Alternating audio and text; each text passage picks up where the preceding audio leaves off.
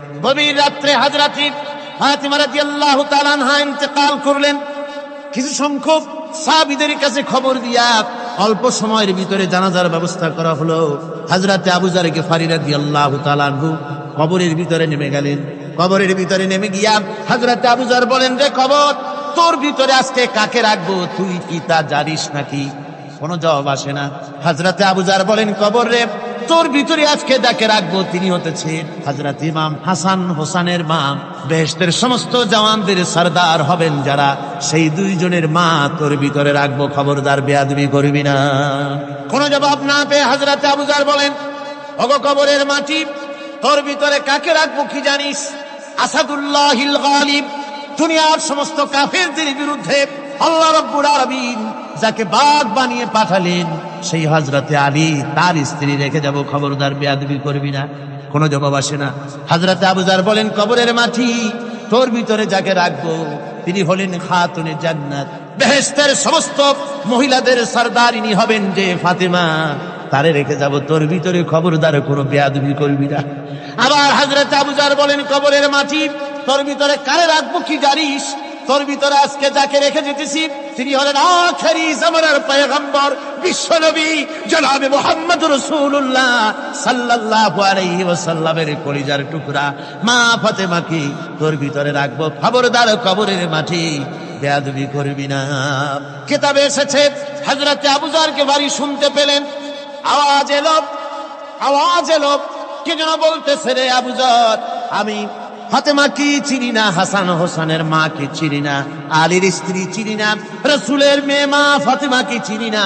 আমল যদি ভালো হয় আমার ভিতরে, আমল ভালো নিয়ে যে আসবে শান্তিতে থাকবে, আর আমল যদি খারাপ হয় আমার ভিতরে, তার অবস্থা চূড়ান্ত হয়ে যাবে। আমার ভাইরা, আমার বন্ধুগণ, আমলের উপরে ভিত্তি করে কিয়ামতের দিন নাজাত হবে। আমল যদি খারাপ হয়ে যায় কিয়ামতের দিন কেউ তাকে বাঁচাতে পারবে না। এই জন্য কিয়ামতের ময়দানে, হাসরের দিনে আল্লাহর হাবিব জনাবে মুহাম্মদ রাসূলুল্লাহ সাল্লাল্লাহু আলাইহি ওয়াসাল্লাম সিজদায় পড়ে কাঁদতে থাকবেন। আল্লাহ রাব্বুল আলামিন বলেন, হাবিব রে, আপনি কাঁদেন কেন? আজকে তো আপনার কাঁদার দিন না, আমি আপনাকে মাকামে মাহমুদ দান করেছি, আমি আপনাকে কাউসার দান করেছি, আপনার আজকে সম্মানের দিন, মর্যাদার দিন, কাঁদেন কেন? আল্লাহর হাবিব বলবেন, রব্বুল আলামিন মাকামে মাহমুদ পেয়েছি, কাউসার পেয়েছি, কান্দি এই জন্য আমি দেখতে পাচ্ছি আবার সামনে দিয়া ফেরেশতারা আমার উম্মতগুলি জাহান্নামের দিকে নিয়ে যায়। আল্লাহ রাব্বুল আলামিন বলবেন, ওগো আমার হাবিব, আমি আপনাকে ক্ষমতা দিলাম, আপনার জান্নাতি উম্মতগুলি আপনি বেছে নেন। আল্লাহর হাবিব তার জান্নাতের উম্মতগুলি বাঁচতে থাকবেন। হযরত আয়েশা বলেন, ইয়া রাসূলুল্লাহ, কিয়ামতের ময়দানে লক্ষ কোটি কোটি মানুষের ভিতরে আপনার জান্নাতি উম্মত আপনি চিনবেন কি করে? হুজুর বলেন, আয়েশা, কোন একটি ঘোড়ার কপাল যদি থাকে সাদা, এই সাদা কপালওয়ালা ঘোড়াটা যদি অসংখ্য ঘোড়ার ভিতরে যদি হারিয়ে যায়, তাহলে সাদা কপালওয়ালা ঘোড়ার মালিক তার ঘোড়াকে পাবে কিনা বলো? হযরত আয়েশা বলেন, হুজুর অনায়াসে পাবে। আল্লাহ রাব্বুল আলামিনের হাবিব বলেন, আয়েশা রে, কিয়ামতের ময়দানে আমার যেই উম্মতেরা নামাজি ছিল, দিনদার ছিল, পরেজগার ছিল, দুনিয়ার বুকে ঈমান নিয়ে যারা চলাফেরা করেছে, আমার দিন কায়েমের আল্লাহর দ্বীনের জন্য যারা কাজ করেছে, ওদের চেহারা নূর চমকাতে থাকবে, ঈমানের নূর কিয়ামতের দিন চমকাতে থাকবে। সেই ঈমানের নূর দেখে দেখে আমি আমার জান্নাতি উম্মতগুলি আমি বেছে নেব। নবীজি বলেছেন, কন্যার পিতাদেরকে গালি দিও না। অনেকে টিটকারি করে, বারবার মেয়ে হয় ছেলে একটাও হয় না, সেই জন্য টিটকারি বটকারি করে। আল্লাহর নবী বলেছেন, মেয়ের পিতাকে গালি দিও না, ঠাট্টা করো না, যেহেতু আমি মুহাম্মদ রাসূলুল্লাহ সাল্লাল্লাহু আলাইহি ওয়াসাল্লাম, আমি মেয়েদের পিতা, আমি নিজে মেয়েদের পিতা, খাও না, মেয়েদের পিতাকে গালি দিও না। রাসূলুল্লাহ বলেছেন, আকাশের নিচে জমিনের উপরে খাদিজার মতো মহিলা আর নাই। সেই হযরতে খাদিজা রাসূলের 4টি মেয়ে পেটে ধারণ করেছিলেন। সুবহানাল্লাহ। মেয়ের প্রতি রাসূলুল্লাহ যথেষ্ট মহব্বত করতেন, মেয়েকে খুব ভালোবাসতেন হুজুর সাল্লাল্লাহু আলাইহি ওয়াসাল্লাম। হুজুরের কলিজার টুকরা ছিলেন মা ফাতিমা রাদিয়াল্লাহু তাআলা আনহা। হুজুর যখন কোথাও যেতেন, সকলের শেষে দেখা করতেন ফাতেমার সঙ্গে, আর বিদেশ থেকে সফর করে এসে সকলের আগে দেখা করতেন ফাতেমার সঙ্গে। সুবহানাল্লাহ। রাসূলুল্লাহ আরো বলেছেন, তোমরা যখন বাজারে যাবে বা ব্যবসা করতে যাবে বা বিদেশে যাবে, আসার সময় যে সব হাদিয়া নিয়ে আসো। আমরা যখন বাইরে যাই, বাজারে যাই, কিছু হাদিয়া আনি না?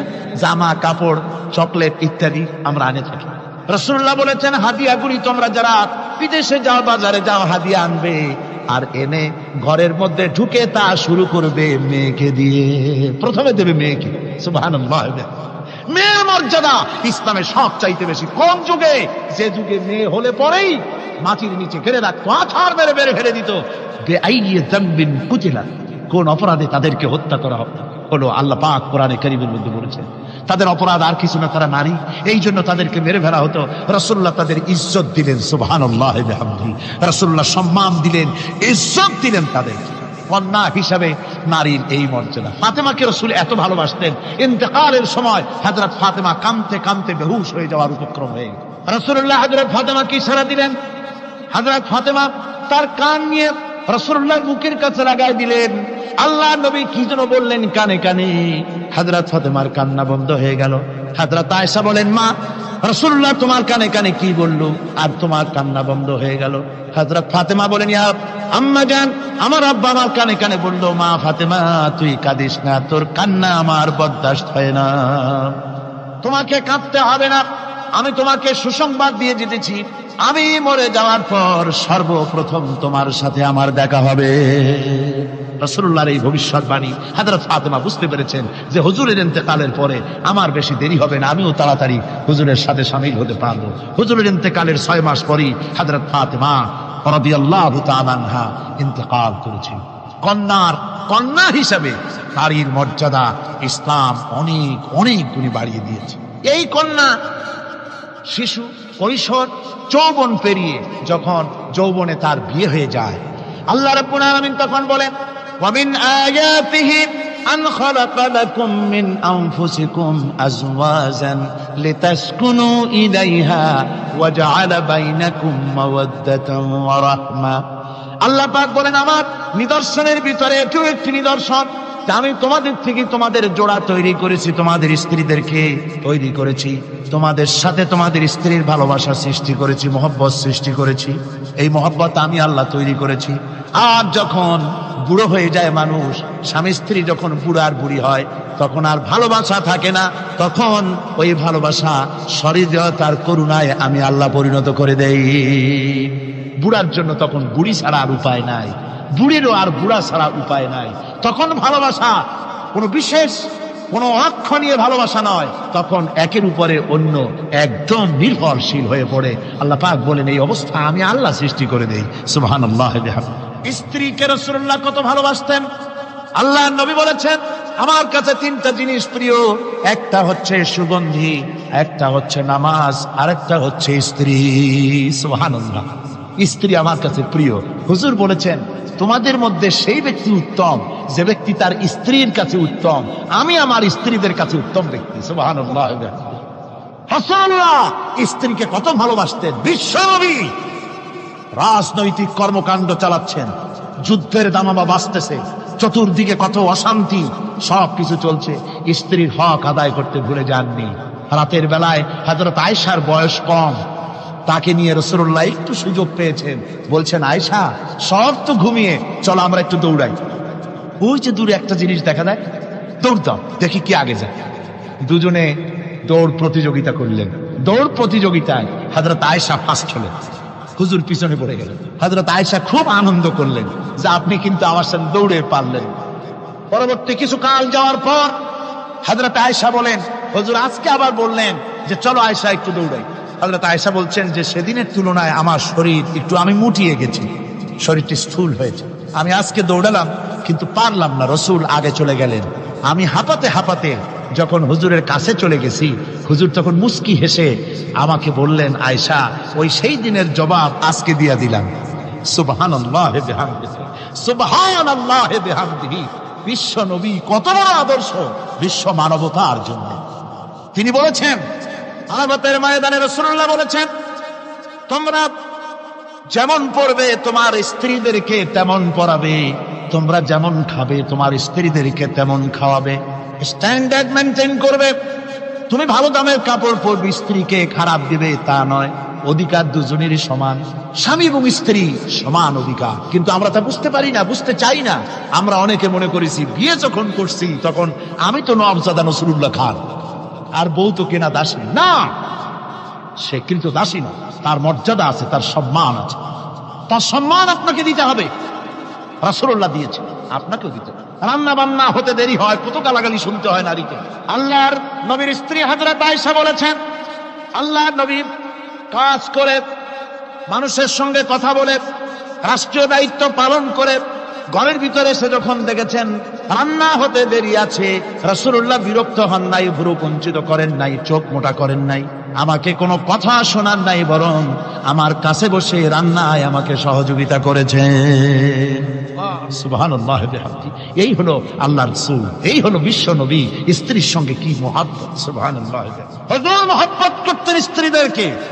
রাসূলুল্লাহর ঘরে দৌলত ছিল না, কিন্তু মহব্বত দিয়ে ভরা ছিল ঘরটা। হুজুরের ঘরে ফ্রিজ নাই, এসি নাই, হুজুরের ঘরে কার্পেট নাই, হুজুরের ঘরের মধ্যে জাদির নাই, তোশক নাই, বড় বড় কম্বল নাই, আরামের কোনো জিনিস নাই, মডার্ন ইকুইপমেন্টস কিচ্ছু নাই, দৌলত নাই, কিন্তু মহব্বত দিয়ে ঘরটা ভরা। হযরত আয়েশা বলেছেন, আমি পানি পান করে, যখন আমি পানি পান করে গ্লাস রেখে দিতাম, আল্লাহর নবী তখন গ্লাসের সেই জায়গায় ঠোঁট লাগাতেন যেখানে আমি ঠোঁট লাগাইয়া পানি পান করেছি। আমি গোশত চিবোতাম, রাসূলুল্লাহ আমার হাত থেকে গোশত টুকরা নিয়া সেই জায়গায় চিবোতেন যেখানে আমি চিবুয়েছি। সুবহানাল্লাহ। আমার ভাইরা, রাসূল তার স্ত্রীদেরকে মহব্বত করতেন, স্ত্রীরাও রাসূলকে মহব্বত করতেন দারুণ ভাবে। একবার হযরত আয়েশা সিদ্দিকা রাদিয়াল্লাহু তাআলা আনহা হুজুরকে গোসল করাতে ছিলেন, মাথার উপরে পানি ঢালতেছেন, হুজুর একটা চৌকির উপরে বা একটা তক্তার উপরে বসা আছে। গোসলের পানির ভিতরে রাসূলুল্লাহ দেখতে পেলেন রক্তের মতো কি যেন প্রবাহিত হয়ে যাচ্ছে। হুজুর জিজ্ঞেস করেন, আয়েশা রে, পানির ভিতরে রক্তের মতো কি দেখা যায়? হযরত আয়েশা বলেন, হুজুর আপনি যখন বসেছিলেন অসতর্ক মুহূর্তে তক্তার নিচে আমার একটা আঙ্গুল পড়েছিল পায়ে, আঙ্গুলটা ফেটে বোধহয় রক্ত বেরোতেছে। রাসূলুল্লাহ তাড়াতাড়ি করে উঠলেন আর ওই আঙ্গুলকে ব্যান্ডেজ করে দিলেন। রাসূলুল্লাহ বললেন, আয়েশা রে, আঙ্গুল ফেটে গেছে, একটু আহারহু পর্যন্ত করলে না, এতক্ষণ তুমি কষ্ট করলে কেন? হযরত আয়েশা বলেন, ইয়া রাসূলুল্লাহ, ওটা তো একটা পায়ের আঙ্গুল। আয়েশার কলিজাটা ফেটে যদি রক্ত বেরোতো, রাসূলুল্লাহকে উঠতে বলতে আমি পারতাম না। কি মহব্বত রাসূলের সাথে! হযরত আয়েশা বলেন, হুজুর সাল্লাল্লাহু আলাইহি ওয়াসাল্লাম স্ত্রীদেরকে এত ভালোবাসতেন, আমাদের ঘরে গোশত টোস্ত তেমন রান্না বান্না খুব কম হতো। গোশত রান্না হবে কি, মাসের পর মাস চলে গেছে রাসূলের বাড়িতে, হুজুর স্ত্রীরা বলেছেন আমাদের ঘরে চুলে আগুন জ্বলে নাই, একটু শুকনা রুটি, একটু শুকনা খেজুর আর একটু পানি খেয়ে আমাদের জীবন চলেছে, এরকমের অবস্থা হয়েছে। তারপরে এই অবস্থা চলেছে, এর মধ্যে যদি কখনো একটু গোশত আসছে, হুজুর যখন ছাগল ইত্যাদি ছাগল দুম্বা জবাও করেছেন, এই দুম্বার গোশত নিয়ে, ছাগলের গোশত নিয়ে রাসূলুল্লাহ নিজে বেরোতেন। হযরত খাদিজার বান্ধবী কোথায় আছে খুঁজে ওই বান্ধবীর কাছে গোশত পৌঁছে দিয়ে আসতে। হযরত আয়েশা বলেন, একদিন আমার ঘুম ভেঙে গেল, দেখি হুজুর আমার কাছে নাই, গেলেন কোথায়? খুঁজতে খুঁজতে যায় দেখি মসজিদে নববীর ভিতরে হুজুর হাত তুলে বসে আছেন, মোনাজাত করতেছেন। আমি পেছনে কি হাত তুলে, আমি শুনতে পাচ্ছি নবীজি দোয়া করছেন রব্বুল আলামিন, কিয়ামতের ময়দানে যেদিন সন্তান তার পিতাকে ভুলে যাবে, মা তার সন্তানকে হারায় ফেলবে, ওই কঠিন হাসরের ময়দানে আমি যেন আমার খাদিজাকে হারাইয়া না যাই। মুনাজাতের শেষে হযরত আয়েশা বলেন, ইয়া রাসূলুল্লাহ, খাদিজার কথা আপনার এত কেন বারবার মনে পড়ে? একটা বুড়িরে বিয়ে করেছিলেন 25 বছর বয়সের সময়, 40 বছর বুড়ি, তার কথা কেন এত মহব্বত আপনার মনে পড়ে? তার থেকে যুবতী মেয়ে, সুন্দরী মেয়েকে আপনার স্ত্রী হিসেবে আপনি পান নাই। হুজুর বলেন, আয়েশা রে, খাদিজা সম্পর্কে এমন কথা তুমি আর বলো না, তোমরা সবাই আমার সুখের দিনের স্ত্রী, আর খাদিজা আমার এমন সময় স্ত্রী ছিল যখন মক্কায় আমার আশ্রয় ছিল না, তামাম মক্কা নগরীতে আমার আশ্রয় ছিল না। খাদিজার সঞ্চিত সমস্ত ধনরাশি ইসলাম কবুল করার পর দুহাতে খাদিজা বিতরণ করে দিয়েছে। হযরত আয়েশা বলেন, হুজুর আমার গোস্তাকি মাফ করে দেন, আমি আর এরকম বলবো না, তবে খাদিজা সম্পর্কে আমার কিছু একটু শুনান। হুজুর বলেন, আয়েশা রে শোনো, গভীর রাত যত রাত হোক না কেন ইসলামের দাওয়াত দিয়ে দিয়ে গভীর রাত্রে আমি যখন বাসায় ফিরেছি, ঘরে এসেছি, দরজায় একটা মাত্র ডাক দিয়েছি, খাদিজা। অমনি দরজা খুলে গেছে। আমি জিজ্ঞেস করেছি, খাদিজা রে, যত রাত্রে আসলাম, যতবার আসলাম, একটা ডাকের বেশি লাগলো না, তুমি কি ঘুমাও না? হযরতে খাদিজা বলেছেন, ইয়া রাসূলুল্লাহ, আমার মনের ভিতরে ভয় থাকে, আল্লাহ রাসূল দিনের খেদমতে বাইরে আছেন, আমি যদি আরামে বিছানায় ঘুমায় থাকি আর নবীজি দরজার কাছে দাঁড়ায় আমারে ডাকাডাকি করবে, উঠতে যদি দেরি হয়ে যায় নবীজির সঙ্গে বেয়াদবি হয়ে যাবে, এই মনে করে আপনি না আসা পর্যন্ত দরজার সাথে পিঠ লাগাই আমি দাঁড়াইয়া দাঁড়াইয়া ঘুমাই। আমার ভাইরা, হযরতে খাদিজার ইজ্জত স্বয়ং আল্লাহ দিয়েছেন। কে দিয়েছে? হাদিস শরীফে এসেছে, রাসূলুল্লাহ জাবালে নূরে বসা, গারে হেরার ভিতরে বসা, হযরতে জিবরাইল রাসূলুল্লাহর সঙ্গে কথা বলতেছেন। একটু পরে হযরতে জিবরাইল বলেন, ইয়া রাসূলুল্লাহ, আমি আর এখানে বসবো না, আমি এখন চলছি। আমি দেখতে পাচ্ছি খাদিজা আসতেছে আপনার জন্য খাবার নিয়ে। খাদিজা যখন আপনার কাছে পৌঁছে যাবে, আপনি খাদিজাকে শোনায় দিবেন আল্লাহ রাব্বুল আলামিন খাদিজাকে সালাম জানাইছে। সুবহানাল্লাহ। রাসূলুল্লাহর কাছে হযরতে খাদিজা যখন আসলেন, হুজুর বললেন, খাদিজা, আজকে তোমার জন্য দারুণ সুখবর। বলে কি? বলে আল্লাহ পাক, জিবরাইল কেমন উঠে গেল আমার কাছ থেকে, জিবরাইল বলে গেল আল্লাহ তোমাকে সালাম বলেছে। হযরত খাদিজা কেঁদে ফেললেন, বললেন, ইয়া রাসূলুল্লাহ, আমার নারী জন্ম সার্থক, আল্লাহ আমাকে সালাম বলেছে, এর জবাব কেমনে দিতে হয় হুজুর আমি তো জানি না, আপনি আমার পক্ষ থেকে আল্লাহর সালাম কিভাবে দেওয়া লাগে আপনি দিয়ে দিন, আমি তো বুঝি না কেমনে আল্লাহর সালামের জবাব দেব। হুজুর বললেন, খাদিজা, শুধু আল্লাহ নয়, জিবরাইলও তোমাকে সালাম বলে গেছে। হযরতে খাদিজা বললেন, হযরত জিবরাইলকে আমার সালামের জবাবটা ওয়ালাইকুমুস সালাম বলে দিন। হযরত খাদিজার এই মর্যাদা ছিল। আমার ভাইরা, রাসূল পাক সাল্লাল্লাহু আলাইহি ওয়াসাল্লাম এভাবে মহব্বত করেছেন স্ত্রীদেরকে। সুতরাং স্বামী স্ত্রীর মহব্বত আল্লাহ জান্নাতি নিয়ামত। কি নিয়ামত? যে ঘরের মধ্যে স্বামী স্ত্রীর মধ্যে মিল মহব্বত আছে, এটা বেহেশতের মতো, আর যেখানে মিল মহব্বত নাই, এটা জাহান্নামের মতো। ঠিক কি? সুতরাং মহব্বত করুন, বেশি বেশি স্যাক্রিফাইস করুন, বেশি বেশি স্যাক্রিফাইস।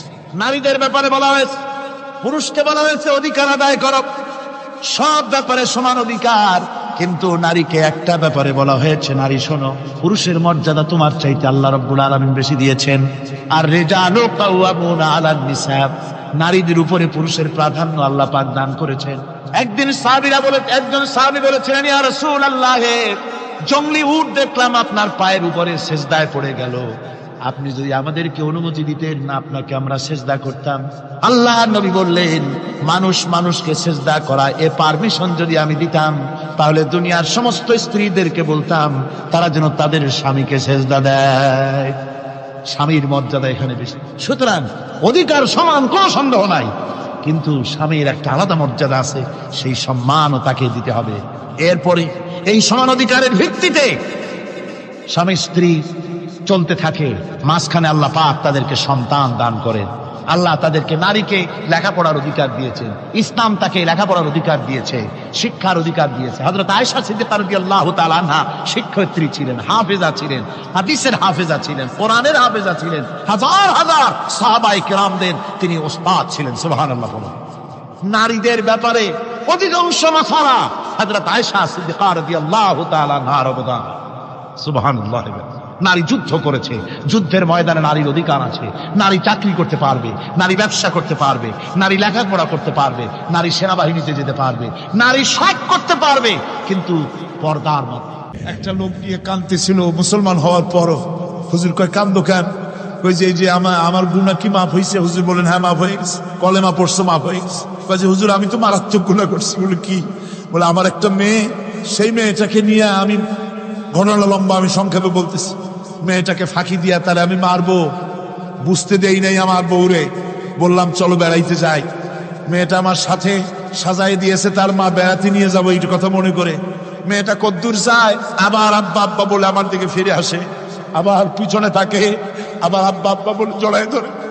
এইভাবে করতে করতে যখন নির্জন এলাকায় গেলাম, আমি পাহাড়ের পাশে গর্ত খোঁড়া আরম্ভ করলাম। গর্ত কুচি আর মাটি ছিটে এসে আমার দাড়িতে লাগে। বাচ্চা মেয়েটা আমার কাছে এসে দাড়ি দিয়ে ধুল ঝাড়ায় দেয়, কয় আব্বা তোমার দাড়িতে ধুল লাগতেছে, তুমি এই কষ্ট করতেছো কেন? মেয়ে তো বোঝে না যে আমি তার জন্য কবর খুঁজতেছি। কবরটা খোঁড়া হয়ে যাওয়ার পর মেয়েটারে বান্ধা শুরু করলাম, মেয়ে এখন কাঁদতেছে, বাবা আমার বান্ধ কেন? আমি তারে বাইধা জোরে ওর মধ্যে নিক্ষেপ করে দিলাম। মেয়েটা গর্তের মধ্যে বসে চিৎকার করে বলছে, আব্বা তুমি আমারে বাঁচতে দাও, আমি তোমারে বাপ বলে সমাজে হ্যাঁ করবো না, আমি ভিক্ষা করে খাবো, আমার বেরো না। লোকটি বলছি, ইয়া রাসূলুল্লাহ, আমার মনে দরদ আসলো না। আমি একটা পাথর উঁচু করে আমার মেয়ের বুক লক্ষ্য করে জোরে মেরে দিলাম। বুকটা ফেটে রক্ত ফিনকি দিয়ে উঠলো। আমার মেয়ের বুক থেকে আওয়াজ বেরোলো, আমার কালে যেন এখনো সেই আওয়াজ বাজে। হাদিস শরীফে এসেছে, হুজুরের চোখের পানি দাড়ি ভিজে ভিজে জামার উপরে পড়তেছিল। হুজুর বললেন, আহারে, মানুষেও পারে এরকম কাম করতে। পৃথিবীতে নারীর যখন কোনো সম্মান ছিল না, মর্যাদা ছিল না, সেই সময় আমার রাসূল, আমার বিশ্বনবী নারীদেরকে সম্মানের হাত ধরে গর্তের ভিতর থেকে উঠাইয়া রানীর সিংহাসনে বসায় দিলেন। সুবহানাল্লাহ, মায়ের মর্যাদা দিয়ে দিলেন। সুবহানাল্লাহ, নারীরা আমাদের মায়ের জাত, নারীরা আমার কিয়ের জাত? মায়ের জাত। আমার মা বোনেরা, তোমাদের সম্মান কত তোমরা জানো না। আমরা পুরুষ, আমাদের পায়ের তলে জুতা, আর তোমরা আমাদের মায়ের জাত। তোমরা নারী, তোমাদের পায়ের তলে আল্লাহর জান্নাত, আল্লাহর বেহেশতটা তোমাদের পায়ের তলে। এই সম্মান আল্লাহ তোমাদের দিয়েছে, নবী দিয়েছে। সুবহানাল্লাহ কর। ভাইরা আমার, অধিকার ইসলাম দিয়েছে। বিবাহ যখন হয়, এই বিবাহের সময় এজেন্ট আনতে হয়। আর বিবাহ হচ্ছে বিবাহ বৈঠক। এজেন্ট আনার জন্য ওই যে কি জানি কয়, ম্যারেজ রেজিস্ট্রার বা মৌলবি সাহেব, কার অনুমতি আগে না? বলেন কার অনুমতি? তাহলে অধিকার ইসলাম পুরুষে দিল না মেয়ে লোকের দিল? আগে মেয়ে লোকের কাছে যাও, মেয়েটাকে জিজ্ঞেস করো সেই বিবাহে রাজি আছে কিনা। সুবহানাল্লাহ পড়ে, এই বিবাহে রাজি আছে কিনা জিজ্ঞেস করো, তার অধিকারই বেশি। এরপরে এই বিবাহে করার ব্যাপারে কত বৈষম্য। আজ বিবাহ করতে গেলে যৌতুকের প্রথা এসেছে। রাসূলুল্লাহ যৌতুক দিয়েছিলেন, ওটা যৌতুক না, ওটা উপহার, ওটা হাদিয়া। রাসূলুল্লাহ তোহফা দিয়েছিলেন হুজুরের জামাই। সুবহানাল্লাহ, কি জামাই! এক জামাই তো জিন্নুর আইন, যাকে ফেরেশতারা পর্যন্ত লজ্জা করতো যারে দেখে, হযরত উসমান রাদিয়াল্লাহু তাআলা আনহু। আর একজন হযরত আলী কাররামাল্লাহু ওয়াজহাহু। হযরত আলী, যার সম্পর্কে রাসূল পাক সাল্লাল্লাহু আলাইহি ওয়াসাল্লাম যাকে কত সম্মান দিয়েছেন, কত মর্যাদা দিয়েছেন, এই হলো হযরত আলী হুজুরের জামাই। আনা মদিনাতুল ইলম ওয়া আলী